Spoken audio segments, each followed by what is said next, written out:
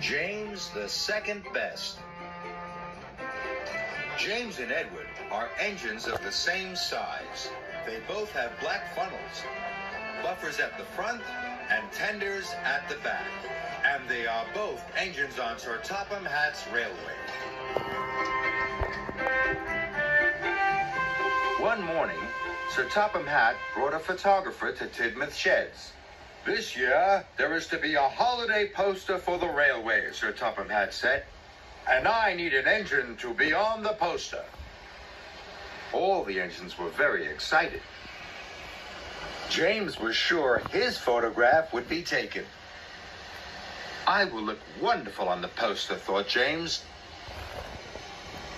"The engine on the Sodor Railway poster will be Edward," announced Sir Topham Hatt.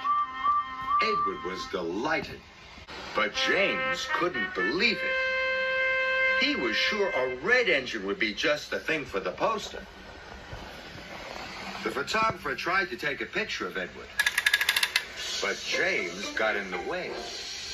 "James, leave the shed now," ordered Sir Topham Hatt. James puffed sadly away.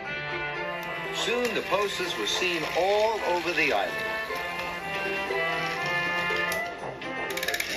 But James still wanted to be the poster engine. "I wonder why Edward was chosen instead of me," James puffed. "Because," huffed Henry, "Edward is always gentle with his freight cars.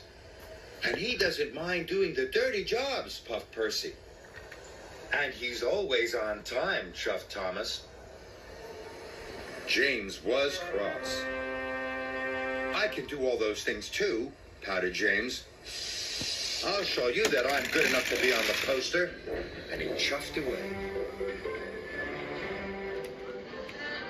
The next day, Edward and Thomas were working in the yard. Edward shunted his freight cars softly and smoothly.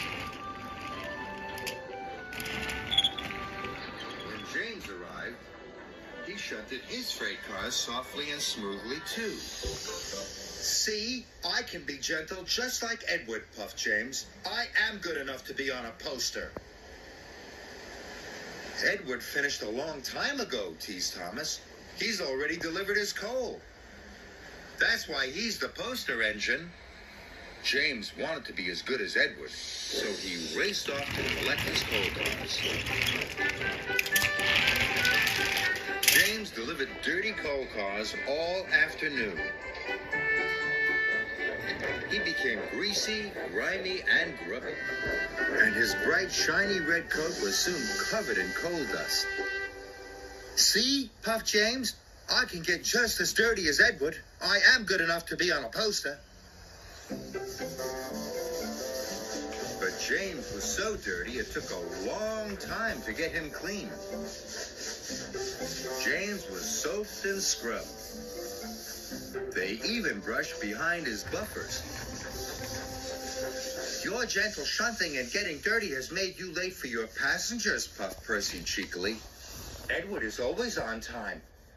That's why he's the poster engine." Then James had an idea. "If I take Gordon's express line instead of the branch line," he thought, "I will arrive before Edward and collect my passengers first. That will show everyone I'm good enough to be on a poster." So James puffed onto Gordon's line. Then he raced across the countryside. James rattled over bridges and clattered through tunnels. He really wanted to get in front of Edward. James puffed back onto Edward's line.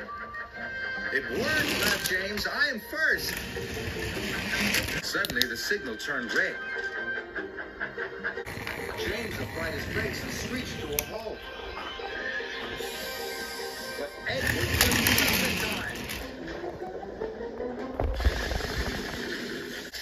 "Sorry," puffed Edward. "I didn't have time to stop."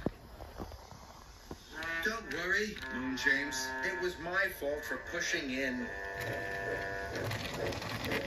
"You're finally in a poster," chuckled Thomas. maybe you are good enough after all.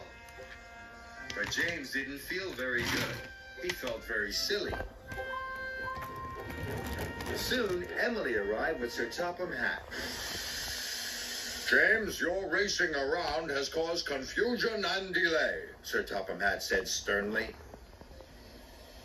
Yes, sir. Sorry, sir, James puffed sadly. Edward, your cylinder has been damaged. You can't take the children to the seaside today. The children at the station were very sad. But we wanted to ride on the poster engine, the children cried. James felt worse than ever. Please, sir, James puffed. If I was a back engine, all the children could still ride on Edward. What a wonderful idea, said Sir Topham Hatt. Edward and his passenger cars were very heavy, but James pushed them slowly to the seaside. His pistons pumped and his axles ached, but James pressed on.